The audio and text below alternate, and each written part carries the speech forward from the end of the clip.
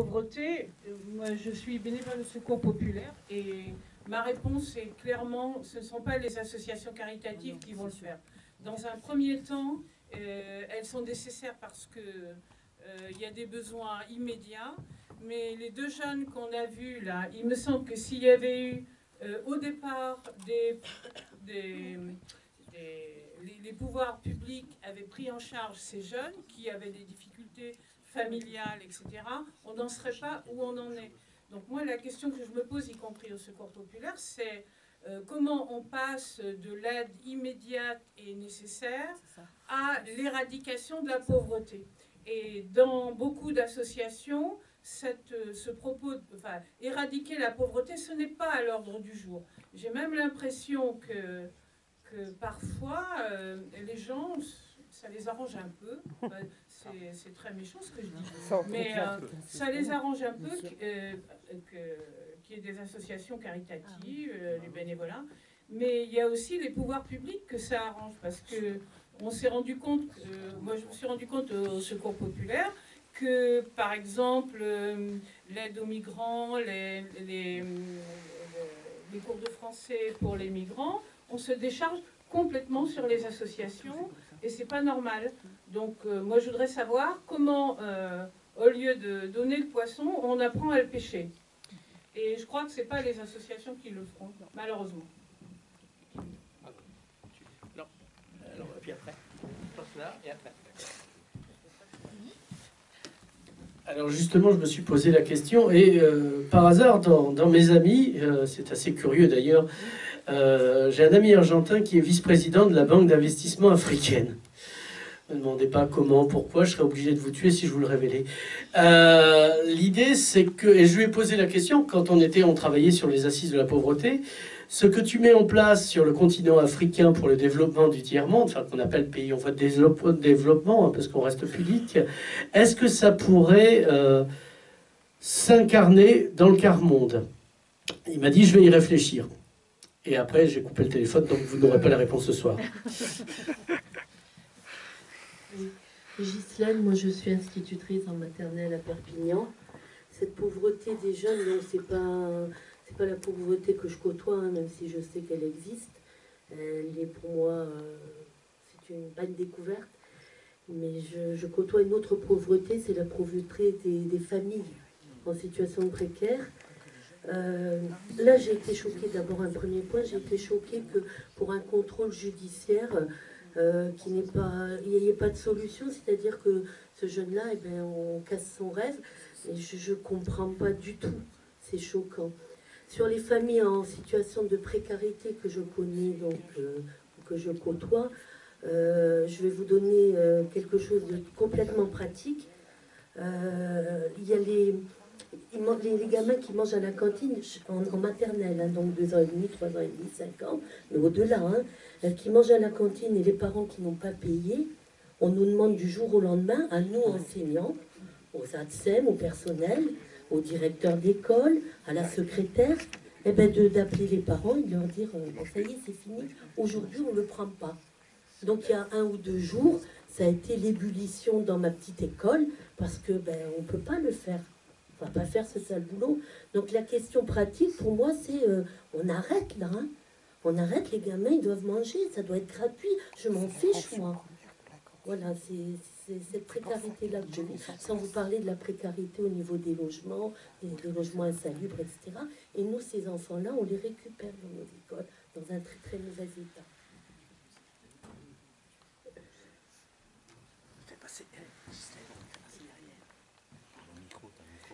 Moi, juste, je voulais dire, peut-on éradiquer la pauvreté? C'est vrai que c'est un ami commun que tu m'as fait connaître, qui est belge d'ailleurs, et qui disait 9 millions de pauvres en France, c'est quand même un poids. Alors, en plaisantant, il disait si un pauvre voulait se présenter à la présidence de la République, il aurait très vite les 500 signatures, évidemment. Et puis aux législatives, évidemment, il aurait la majorité des voix, hein, parce que. Et imaginez donc un président de la République pauvre, eh ben, il habiterait en HLM et il vendrait l'Élysée aux Chinois. Un Premier ministre, le ministre de la Défense, eh ben, il arrêterait toutes les guerres et on vendrait tout l'arsenal militaire. Alors il est mis aux Nord-Coréens, etc. Et tout cet argent épargné, ben, ça pourrait être consacré justement à lutter contre la pauvreté, pour la culture, pour les loisirs, etc. Voilà, c'était avec beaucoup d'humour, c'était juste pour mettre un peu d'humour. Ah, moi je voulais juste rajouter aussi, comme la plupart des villes de France, elles ne combattent pas la pauvreté, mais elles combattent les pauvres. Oui, ça c'est dans beaucoup de villes de France, qui mettent aussi en place des arrêtés. Alors les arrêtés anti-mendicité, les arrêtés anti-bivouac, donc c'est amendable. Donc dès qu'ils sont à 3 ou à 4 à un endroit, ils sont amendés. Il faut savoir qu'au bout de plusieurs amendes qui ne sont pas payées, ça passe devant un tribunal. Et puis que quand c'est toujours pas payé, et ça passe par des mois de prison pour rembourser l'amende, ou les amendes qu'on cumulait. Et ça, il y a de plus en plus de villes qui le font. Et ça aussi, c'est inacceptable. Comment on peut amender 3 personnes qui sont en train de discuter parce qu'elles ont le chien, parce que ça fait pas beau dans la ville, ou je sais pas, en même temps, 3 mamies qui vont discuter dans la rue, elles vont pas être amendées. Pourtant, elles font un bivouac. Là. Mais bon, là... Non, mais enfin, voilà. Quoi. Alors, madame, et ensuite, le micro d'après, comment on l'appellera? Voilà, premièrement, je voudrais remercier la personne, l'ensemble des personnes qui ont fait ce film, parce que ces jeunes, donc, ils ont pris l'exemple des jeunes, c'était leur choix, mais ces jeunes parlent vrai. Parlent avec une dignité que je leur connais, moi, dans le cadre de mon travail. Et alors moi, je ne suis pas travailleur social du tout, mais je travaille dans un établissement financier, bon, vous comprendrez lequel rapidement sans que je vous le dise, et j'ai travaillé pendant 11 ans sur Perpignan. Et tous les directeurs, tous les chefs m'ont appelé l'assistante sociale de ma banque parce que j'étais le seul électron libre qui a décidé pendant 11 ans d'aider ces jeunes, d'aider ces moins jeunes, parce que j'ai eu aussi des dames qui continuaient à travailler mais qui avaient perdu leur logement, donc qui travaillaient et qui vivaient dans leur voiture. J'ai aussi des personnes âgées qui sont retraitées, des femmes seules, qui n'ont plus les finances et à qui j'ai aidé et que je suivais encore j'ai suivi pendant 11 ans. Pour pouvoir leur donner un droit à l'ouverture de compte. Parce qu'il ne faut pas oublier que la dignité de ces personnes-là, elle passe par la rue, elle passe par les souffrances, elle passe par la méconnaissance et la non-reconnaissance de la société. Mais ce qui les fait plonger aussi, c'est le fait de ne plus avoir de droit au compte. Et pendant 11 ans, j'ai lutté sur Perpignan, dans un quartier, donc pour ouvrir à ces personnes-là des comptes. Et le problème, c'est que notre banque avait décidé, donc je suis conseiller financier, je ne vais pas vous le cacher, moi je m'appelle conseiller financier des pauvres, voilà. J'ai ouvert des centaines et des centaines de milliers de comptes à ces personnes-là.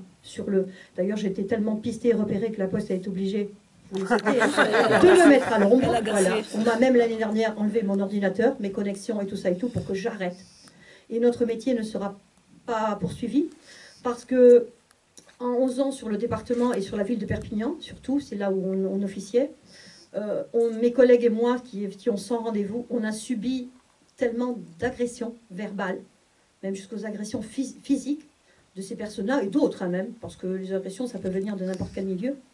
Mais les collègues qui n'ont pas su gérer ces personnes-là ont été en très très grande difficulté. Moi, j'y arrivais parce que j'ai toujours eu cette dimension sociale-là. Après, je ne leur ai jamais demandé de reconnaissance. Hein. J'ai encore des dames que je rencontre qui m'ont dit Madame, je ne vais pas vous donner mon nom, mais si vous n'aviez pas été là, je ne sais pas où je serais aujourd'hui. Et ça, c'est une aide qu'on apporte chacun, chacun à sa valeur, à sa justesse et à sa mesure. Et quand j'ai dit ce soir à des gens de Perpignan, bien sûr, du département, que j'allais voir un film sur la pauvreté et que j'avais encore un doute qu'il soit tourné sur Perpignan, je ne me souvenais plus trop. Et on m'a dit, mais t'es sûr que c'est Perpignan? Alors arrête, ça n'existe pas, ça va, arrête. Voilà, donc demain, je vais tous les recontacter, leur dire, voilà, ce film, je ne sais pas comment vous allez le regarder, j'espère, voilà, c'est ma question aussi, comment ces gens-là qui me disent, non, à Perpignan, c'est pas possible, un film sur la pauvreté, mais tu rêves, c'est pas parce que tu fais ça toute la journée dans ton boulot que ça existe vraiment, quoi. Voilà, c'était la fin de mon phrase. Alors juste ce que je voulais dire, quand les gens disent la pauvreté ça n'existe pas, elle est partie malheureusement parce qu'elle est obligée de rentrer à Millas. Mais par exemple, les Restos du Cœur ont servi durant la session de cet hiver 1 180 000 repas. Et ils ont près de 25 000 familles qui sont inscrites au Resto du Cœur dans le département. Je vous signale que pour être inscrit au Resto du Cœur, il faut avoir moins de 400 € par mois de revenus. Ça vous donne une idée quand même de la misère qu'il y a dans ce département. Et le Secours populaire, on a 12 000 familles d'inscrits. Voilà, ben c'est bien. Alors, Kevin, oui. Et merci pour ce film, déjà, qui je pense, est un beau travail, un beau documentaire, et qui permet d'aller à l'encontre des préjugés sur les sans-abri, sur la question de la précarité de manière générale. Je voulais juste rebondir par rapport à ce que disait Sam. Dans cette ville, il y a clairement une politique qui est menée à l'encontre de ces gens-là, de ces sans-abri, où on mène des politiques, comme tu disais, anti-mendicité, les bancs publics aussi, où on a supprimé plein de bancs publics, où la police municipale passe son temps à virer les pauvres et à les matraquer, parce que c'est la réalité des sans-abri dans cette ville. Donc voilà, au lieu d'avoir une mairie qui lutte contre, qui peut éradiquer la pauvreté, ben non, on fait la chasse et la politique du matraquage envers les plus pauvres. Donc c'est catastrophique, hein, et ça va.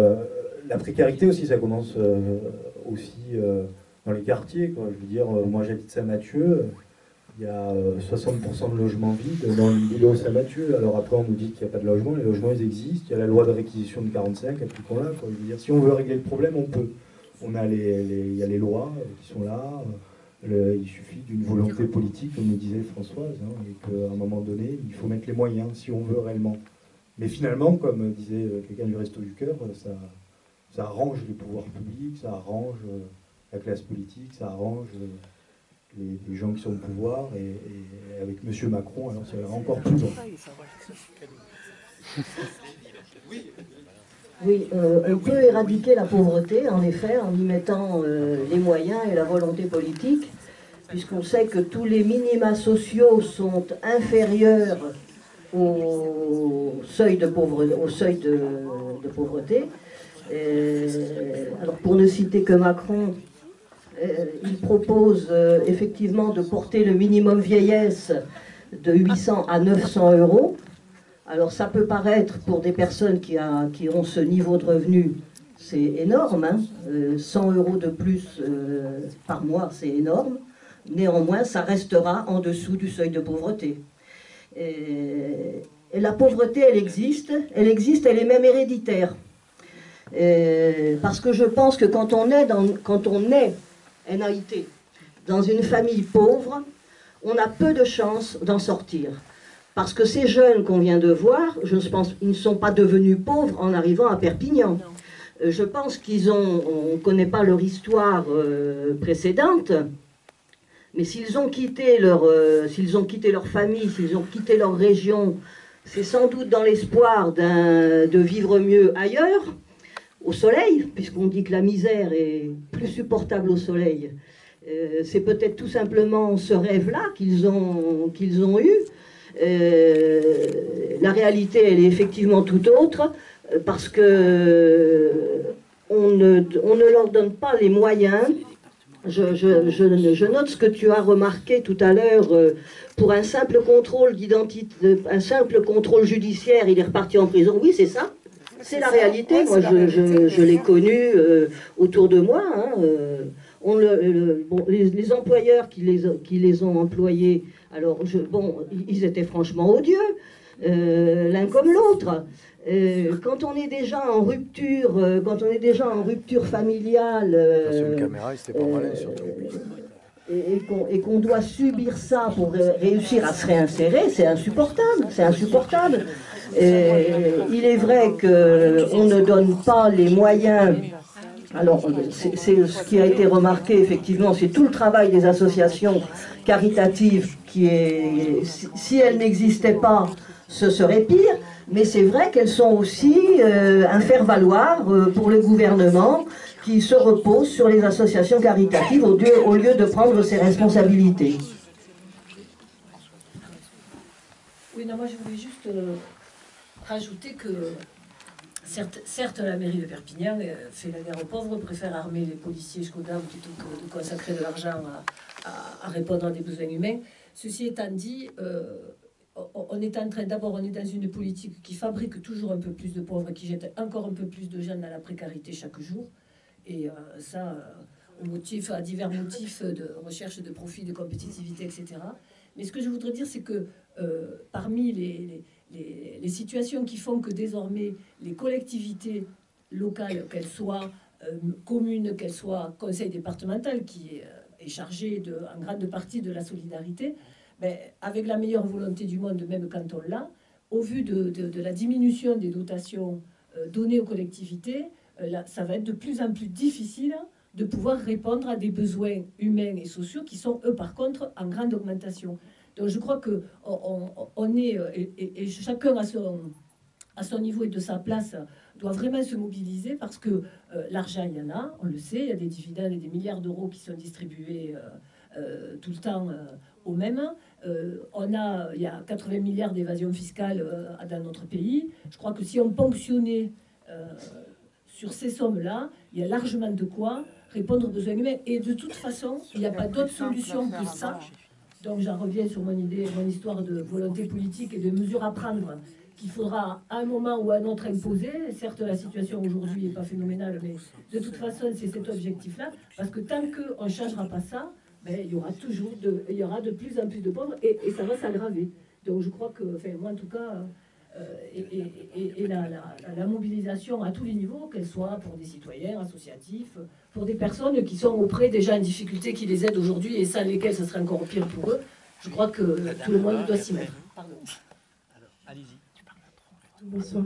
Alors, moi, je travaille à la résidence Habitat Jeunes de Perpignan, donc un foyer de jeunes travailleurs, en fait, où on a effectivement un nombre croissant de jeunes qui connaissent de grandes difficultés, des situations de plus en plus précaires. Et il y a quelques jeunes que j'ai reconnus d'ailleurs dans ce reportage, parce que parfois ils retournent aussi en CHRS, et ils en viennent, ils en repartent, et ils y retournent. Moi, je travaille également pour l'IRTS, qui essaie de développer de plus en plus des actions de croisement des savoirs en lien avec ATD Carmonde, pour permettre aux travailleurs sociaux de mieux comprendre la situation des personnes en situation et le ressenti des personnes en situation de pauvreté quand elles s'adressent à des assistantes sociales ou à des éducateurs au quotidien. Mais moi j'avais une question en fait par rapport à la diffusion de ce film que j'ai trouvé très intéressant. Est-ce qu'il y a des diffusions, enfin, est-ce qu'il a été prévu des projections avec des jeunes ou avec des personnes en situation de pauvreté? Est-ce qu'il y a ce type de débat justement avec les personnes qui sont les premières concernées? Oui, il y en a. Lundi prochain, je vais à côté de Montpellier, une association, enfin un lycée a réservé un cinéma pour projeter le film pour 3 de ses classes. À Perpignan, à l'Institut Jean Vigo, il y a une projection avec l'école de la seconde chance. Voilà.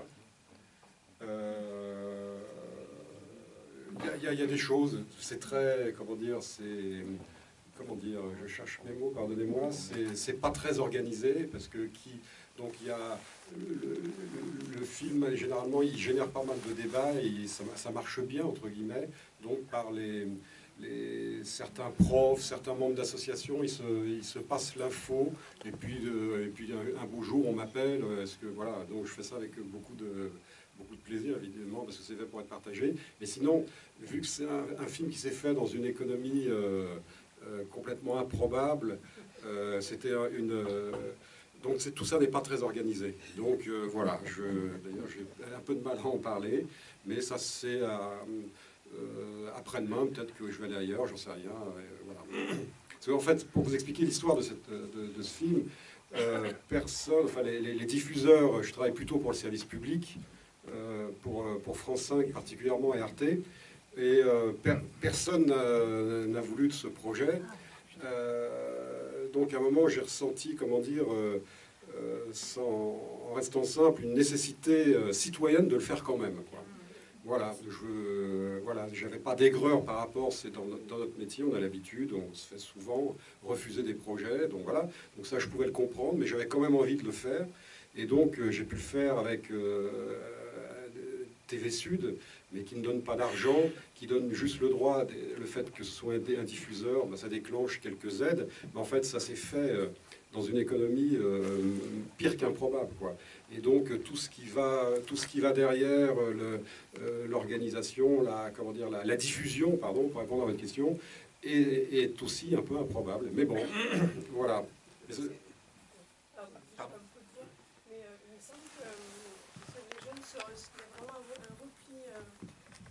Il y a un vrai repli sur soi de la part des jeunes qui sont un petit peu en difficulté, mais qui ne sont pas tout à fait dans la pauvreté, pas encore, ou qui ne sont plus tout à fait. Et du coup, ils veulent pas regarder ça, ils veulent pas aller vers les autres qui sont en difficulté, qui sont des cassos. Et il me semble que ce film-là permettrait vraiment de changer le regard des jeunes vers les autres, enfin, sur les autres jeunes, quoi. Et créer un peu de solidarité, parce que là, ce qu'on constate, ce qui est vraiment dur, c'est que chacun se replie sur soi, et puis c'est un vote FN là, qui est la seule solution, qui est la seule carte à jouer pour eux. Et du coup, moi, je vois vraiment dans ce film un vrai espoir, quoi, de changer un peu ce regard-là. Merci, merci. Il suffit de faire comme nous, de prendre contact, et puis après, d'organiser. N'hésitez pas, je le dis pour les associations, s'il y a des enseignants, les établissements scolaires. J'avoue qu'il est très sympa et ça n'a pas posé de problème. Voilà, je dois le dire. Et je le remercie encore d'être venu. Allez. Alors, c'est Malraux qui disait le 21e siècle sera spirituel ou ne sera pas. Non, le 21e siècle sera la misère du 19e plus le Wi-Fi. Oui, non, mais c'est de moi. Je fais des t-shirts, je vends des mugs à la sortie. Donc, non, l'idée, c'est que c'est un mode de société. On n'est plus. Il y a encore un récent ministre qui nous a dit qu'on n'était plus dans l'État-providence. Hein, des fois qu'il y a encore des doutes. On nous dit, bon, ben voilà, il va falloir travailler, etc. C'est le retour de la loi Linjag, on appelle ça le capitalisme. Enfin bon, là, on va me traiter de marxiste-léninisme, alors que je suis juste marxiste, un peu hocuminien, mais rien de plus. La parole est à la Défense. Clotilde Ripouille. Merci pour l'introduction. J'ai trouvé ce documentaire très beau. Je voulais réagir. Le documentaire est très beau, mais le débat est un peu décevant dans le sens où j'ai pas l'impression qu'on s'interroge vraiment sur la façon d'éradiquer la pauvreté, et j'ai plus un sentiment de constatation. Je voulais prendre la défense aussi du patron, du chef, parce que ce que j'ai eu comme sentiment, c'est qu'on confrontait des mondes qui se connaissent pas et qui finalement peuvent pas se rencontrer. C'est-à-dire que toute personne qui a travaillé dans le monde de la restauration sait que c'est un monde extrêmement difficile et que ça se passe comme ça en cuisine. Et malheureusement, on met des jeunes qui sont pas... je ne dis pas que c'est pour ça que c'est bien, mais malheureusement, c'est ce que supporte la totalité quasiment des gens qui y travaillent et qui font carrière. Donc, il ne faut pas être naïf non plus. Il y a beaucoup d'autres... Le bâtiment a ses difficultés aussi. Et le monde du travail est rude pour une grande partie des salariés, des patrons, des petits artisans. Donc, on ne va pas développer tout ça ici, mais... la difficulté, me semble-t-il, c'est surtout le manque d'accompagnement qu'ont ces jeunes, qu'on balance comme ça dans un emploi. Et c'est vrai que ce que votre documentaire ne montre pas, et on a l'impression que donc il est confronté, ce gamin qui est absolument charmant, à une série de malchance en série qui est incroyable. Et ce qu'on voit pas très bien, c'est est-ce que finalement, c'est que le système est mal fait, et que quand on l'envoie passer le BAFA, quand on l'envoie sur cet emploi, quand on lui offre un certain nombre de choses que d'aucuns pourraient considérer comme des chances, est-ce qu'il y a un accompagnement à côté où finalement il y a une espèce de... Voilà, il y a une structure qui donne un rendez-vous, qui envoie le gamin et puis après il est livré à lui-même. Et est-ce que c'est pas là où il y a vraiment un problème de coordination et un changement de regard ? Une dame disait tout à l'heure que au lieu de faire déplacer les gens vers des structures, ça serait peut-être plus intéressant de faire déplacer les structures ou les accompagnants vers les personnes. Et c'est vrai qu'on a l'impression qu'on est encore dans un système administratif de structure qui n'est pas adapté à ces nouvelles difficultés. Et si on essaie de réfléchir aux façons d'éradiquer, je trouve que c'est plutôt dans la coordination. On a l'impression qu'il y a plein de personnes de bonne volonté, mais finalement, une fois qu'elles ont fait leur petit bout de tâche, après, il y a un grand vide derrière et des erreurs, du coup, enfin des portes qui sont mal prises. Merci. Roger. Oui. Pardon, oui, il a une réponse. Vas-y. Comment dire, là, c'est plutôt pas mal fait, la société est plutôt pas mal faite, elle tend des perches, la mission locale fait son travail, mais en même temps, ce que ça raconte, ce que j'ai pu constater, c'est que parfois ces perches sont tendues maladroitement, sans effectivement coordination, sans soutien derrière. En plus, ce qui est assez frustrant, c'est que ces jeunes qui sont parfois au moment de s'en sortir, ils vivent un truc terrible. Ils ont peur du changement, peur de ne pas être à la hauteur. Alors parfois, la société a bien tendu la perche. On trouve du boulot, une formation, du boulot, le logement qui va avec. Sauf que le jeune, il n'a pas l'habitude de ça. Il connaît que l'échec. Tout d'un coup, il n'est pas sûr de lui. Il a peur de ne pas y arriver. Et c'est là que c'est compliqué. Et c'est vrai que je pense qu'il y a un problème d'assistance. Enfin, il y a un vide, il y a un gros vide. Et ce qu'on ne montre pas, c'est parce qu'en gros, il n'y a rien à montrer, quoi. Il n'y a rien à montrer. Non, mais c'est de ce côté-là. Et d'autre part, moi ce que j'en ai rencontré, j'ai passé beaucoup de temps avec beaucoup de jeunes. Et j'ai été frappé aussi, je pense qu'il y a un gros trou. Il faut absolument ces mots m'arrivent, mais ils ont vécu des horreurs à 20 ans, ils ont vécu des trucs terribles, je veux dire, des traumatismes, des chocs. Il faudrait un soutien, même si, bien sûr, en même temps qu'on leur donne des tickets de repas, il faudrait savoir il faudrait s'arranger pour trouver c'est pas évident d'emmener quelqu'un mais là il y a aussi un gros boulot à faire. Donc il y a pas mal de choses qui sont faites, mais il y a aussi un vide. Il faudrait aussi aller voir chez les employeurs auprès de qui on les recommande, qui sait comment. Vous connaissez le milieu de la restauration dans la région? C'est souvent des voyous. Vous voyez, les modèles, c'est pas là qu'on apprend le goût pour la bonne cuisine, pour la bientraitance des gens. C'est un milieu compliqué. En termes de modèles, les adultes, là, il y a des questions à se poser. Hein. Donc voilà. Mais c'est vrai qu'en même temps, il y a plein de choses qui se font. Mais je pense parfois maladroitement et sans suivi. Moi, j'ai eu honte. Il y a un truc qui m'a choqué. Mais la mission. J'ai passé tellement de temps avec Louni, mais vraiment, et je ne savais pas qu'il était sous contrôle judiciaire. À un moment où je l'ai su, et j'ai été le premier à le savoir, et donc je le serinais pour qu'il y aille et tout, mais à la mission locale, personne ne le savait. Donc si on l'avait su, on a fait en sorte qu'il y aille, quoi. Enfin bon, voilà. Il y a des choses comme ça un peu bizarres, quoi. Roger. Un petit mot sur une expérience qui prouve que l'action des associations humanitaires, on peut dire caritatives dans certains cas, c'est pas que je connais, moi, je vais envie de donner la raison, de façon très étroite, c'est-à-dire les Restos du Cœur, le Secours Populaire, mais des associations comme la CIMAD, comme l'ASTI, c'est l'action de ces associations, attention à la formule, elle pourrait servir de faire valoir au gouvernement. C'est Annie Petit, ma camarade, qui a pu dire cela. Attention, ça ne servirait de faire valoir au gouvernement que si elle travaillait exclusivement sans la contribution de ce que j'appelle, moi, le monde politique. Il ne faut pas trembler quand on parle de monde politique. J'en donne l'exemple avec le traitement sur Perpignan, enfin, l'action qui est menée à Perpignan en direction des sans-papiers. Sans-papiers étrangers ou sans-papiers, parce que je précise quand même que le chiffre de sans-papiers dans le département, sur Perpignan, est de plus de 300 personnes. Hein. Elles aussi, elles sont totalement invisibles. S'il n'y avait pas la contribution, enfin, l'aide, le soutien, l'intervention permanente d'associations comme le Secours populaire, comme les Restos du Cœur, ces gens crèveraient de faim. Ça, il faut être complètement convaincu que ces gens mourraient.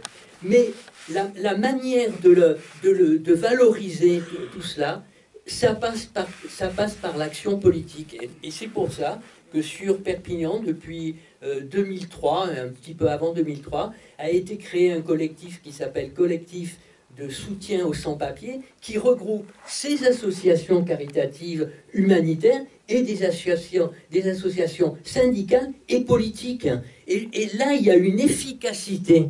Il y a une efficacité parce que, par exemple, les sans-papiers demandent de la régularisation. La régularisation, c'est une action politique. Ça ne s'obtiendra pas avec le Secours populaire. Mais il faut aussi que ces gens vivent pour obtenir la régularisation. Et moi, je pense que c'est dans cette conjonction du politique et du caritatif et de l'humanitaire que, y compris avec des jeunes de ce type-là, on pourra peut-être les aider à sortir vraiment du trou. Alors moi, je voulais juste dire un petit mot. C'est bon. Alors on a parlé beaucoup des jeunes et tout. Et c'est vrai, bon, qu'il manque des structures peut-être pour qu'ils puissent plus facilement s'intégrer. Mais la pauvreté, c'est pas que ça.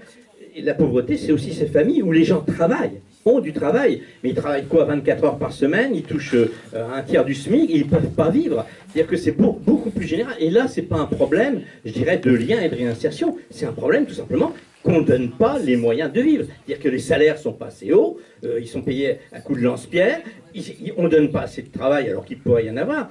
Et moi, quand on me demande peut-on éradiquer la pauvreté, j'avais posé la question. Bon, elle est partie, Madame Tixada, elle m'avait dit, mais oui, on peut. Il y a des richesses considérables. Jamais les dividendes des grandes entreprises, je ne parle pas du petit artisan qui lui aussi parfois tire le diable par la queue, mais je parle de ces très grandes entreprises, il y a des dizaines et des dizaines de milliards, ils ne savent même plus quoi en faire. Je vous signale quand même que la plus grosse fortune, les 8 plus grosses fortunes actuellement sur Terre, ils ont autant de fortune que 96% de la population mondiale. 96%, vous imaginez? C'est des milliers de milliards. Il y a eu des projections de fait. Si c'est encore Bill Gates la plus grosse, d'ici, je crois que c'est 15 ans, 5 ans ou 15 ans 25 ans, d'ici 25 ans, sa fortune sera, parce que ça progresse, hein, ça sera 1 milliard de dollars. Il n'en a rien à faire, il ne sait pas quoi en faire. C'est dans des coffres, parce que même s'il achète tous les yachts du monde, ça ne coûte pas ça. Et alors, ça devient complètement délirant. Et moi, c'est pour ça. Alors, c'est vrai qu'il faut les associations humanitaires, il faut ce travail des assistantes sociales, des gens qui sont sur le terrain, éducateurs de rue. Tout. Je suis entièrement d'accord, parce qu'il faut répondre à l'urgence. Mais si on fait que ça, c'est ce que me disait encore une fois la présidente du Resto du Cœur, quand on a créé les Restos du Cœur, c'était pour 5 ans. Ça fait 32 ans que ça existe. Et ça s'aggrave. Est-ce qu'on va accepter que cette société, elle continue à aggraver? C'est-à-dire qu'on revient. Alors, au Moyen-Âge, il y avait énormément de pauvres et la pauvreté n'était pas la même. Mais c'est quand même. Et donc, je me dis, il y a quand même un vrai problème. Et à la fois, il faut aider, mais il faut aussi poser le problème de fond. Il y a des sommes considérables qui servent à rien. Est-ce qu'on va les utiliser pour sortir les gens de la merde? Voilà. Pardon. Ouais, j'avais une question. Je vous prie de m'excuser, je ne me souviens plus du titre du film. Pour Perpignan, voilà. Quand vous passez ce film à travers la France, parce qu'il faut qu'il passe dans toute la France, comment on perçoit Perpignan? C'est de l'humour, mais destination vacances, quoi. C'est 51 ans que je vis à Perpignan et je sais ce que c'est Perpignan. Et comment on perçoit Perpignan? C'est vraiment. Ça fait 51 ans que c'est quasiment les mêmes familles qui gèrent Perpignan.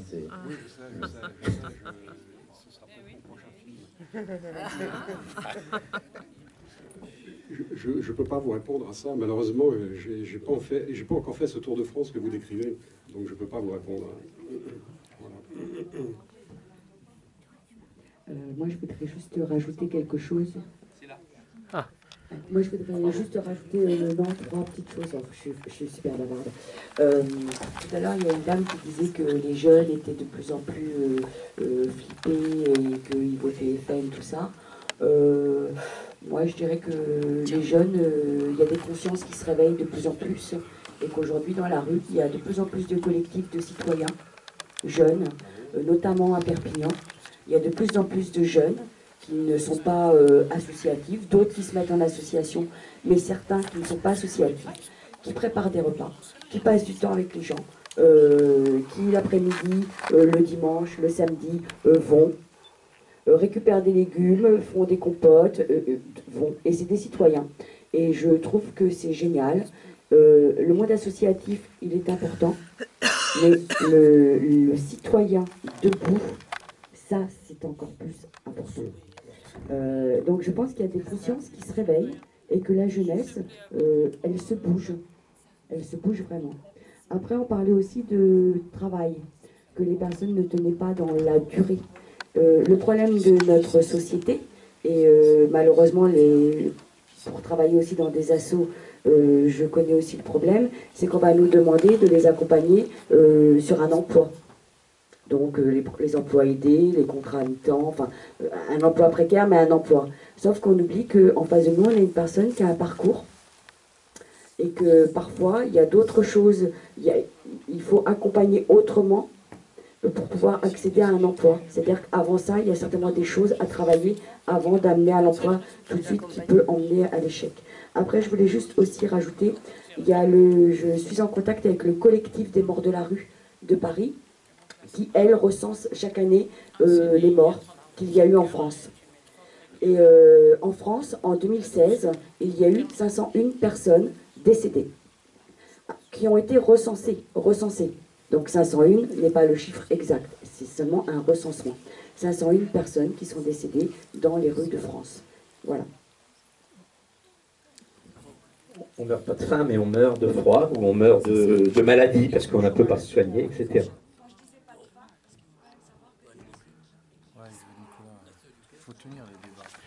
Voilà.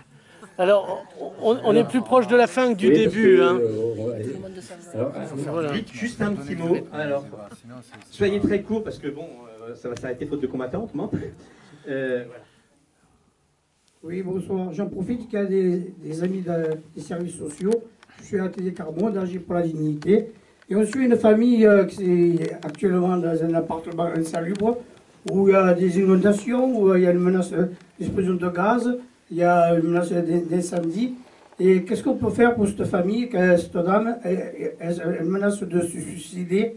Et je suis persuadé qu'il y en a d'autres dans Perpignan, ces marchands de sommeil. Il faut arrêter, il faut les mettre en justice. Comment fait-on, je peux poser la question à Françoise, qui est assistante sociale, comment fait-on pour reloger ces familles?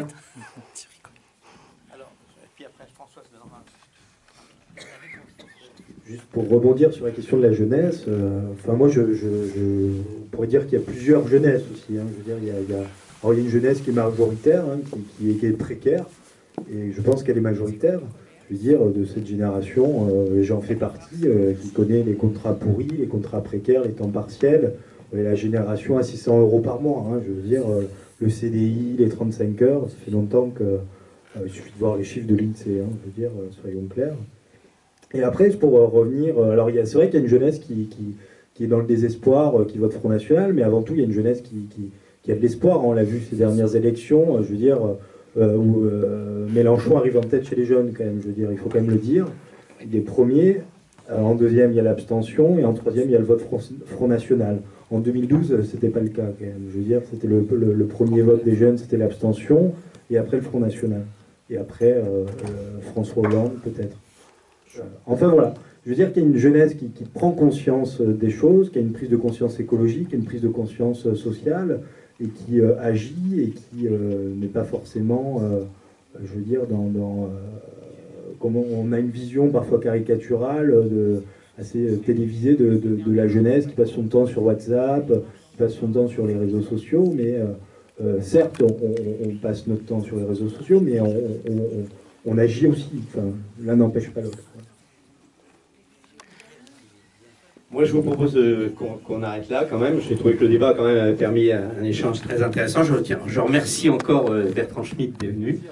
Et puis j'espère que ton film va passer un peu ailleurs avec les associations, dans les établissements scolaires et tout. Hein, c'est vrai que c'est quelque chose qui peut être intéressant, surtout dans notre département, vu que ça parle de Perpignan. Je vous remercie d'être venu. Je vous signale que c'était donc organisé par l'Archipel Contre-Attaque et le Travailleur Catalan. Et je vous invite d'ailleurs, si vous n'êtes pas lecteur régulier du Travailleur Catalan, vous abonner, il en a beaucoup besoin. Voilà, merci.